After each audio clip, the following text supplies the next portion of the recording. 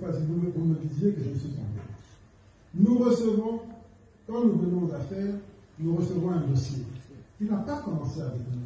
D'ailleurs, on appelle ça forage à tort, parce qu'il s'agit de stations d'adduction en eau, de distribution d'eau, quelque chose comme ça. Nous recevons un dossier qui a été signé, boutiqué avant nous, sous le Premier ministre Ilunga Ilunkamba, par un ministre du Développement rural qui n'est pas l'actuel,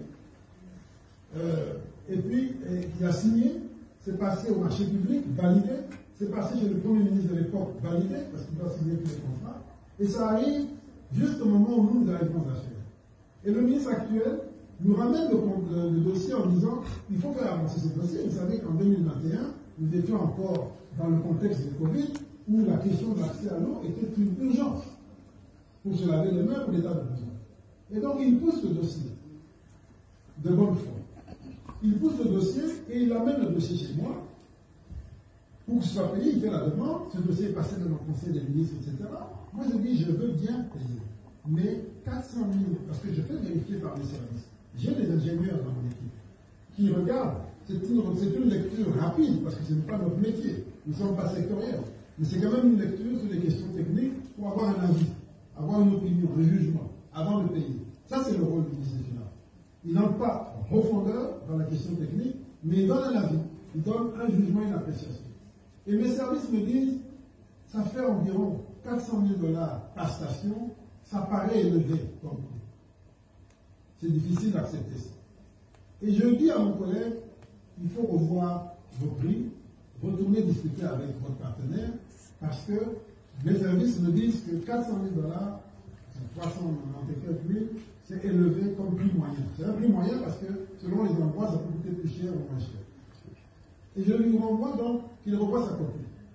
Et il part, et il revient quelques temps plus tard, il me dit voilà, le prestataire, pour ne pas remettre en question le contrat qui porte sur un montant donné et de recommencer la procédure, le prestataire a accepté implicitement une baisse de prix qui va se traduire en augmentation du nombre de forages, de stations à faire.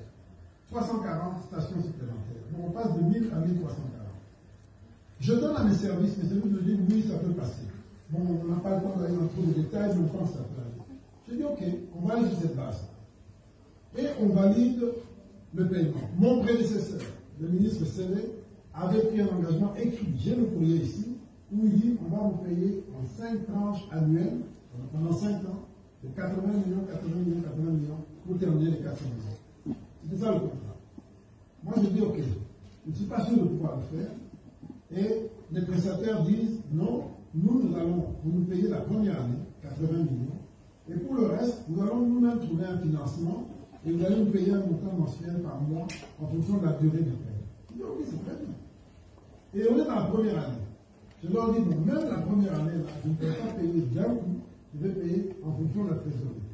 Je paye un premier montant, j'ai oublié le montant, un deuxième, et puis au troisième paiement, qui nous fait arriver à 71 millions, ils font la demande, ils disent, vous n'avez pas encore payé les premiers 80 millions. Je dis, ok, mais depuis que je vous ai payé, mes services me disent que vos livraisons sont lentes et que vous n'allez pas tenir vos engagements, et donc je m'inquiète de cette lenteur, et je vous annonce qu'avec ce que je paye maintenant, ça va faire 71 millions, mais je ne vous paierai pas $1 de plus jusqu'à ce que vous ayez d'abord achevé les livraisons pour 71 millions. C'est ce que j'ai fait, de manière très ferme. Là, on est l'année passée au mois d'août.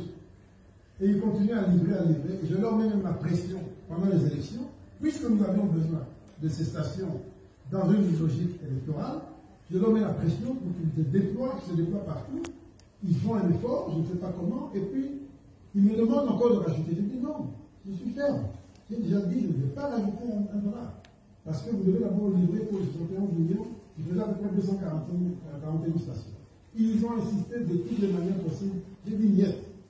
Ils ont même dit, voilà, vous n'êtes pas conforme au contrat qui avait dit 80 millions. J'ai dit, j'accepte de ne pas être conforme au programme, mais vous livrez d'abord pour ça. Parce que c'est vrai, le contrat disait 80 millions. J'ai dit, moi je m'arrête là, 71 millions. Mais vous livrez d'abord pour ça et après on continue.